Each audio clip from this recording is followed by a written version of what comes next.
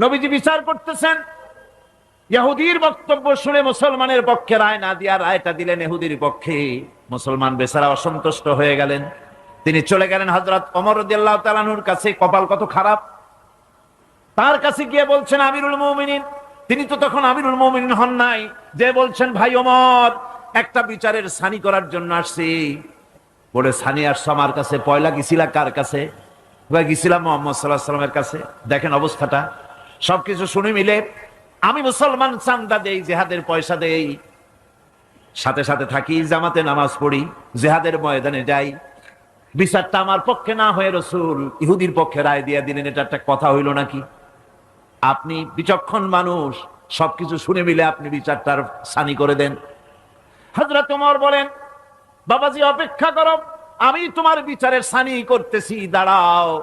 হযরত ওমর ঘরের মধ্যে ঢুকলেন, তরবারি নিয়ে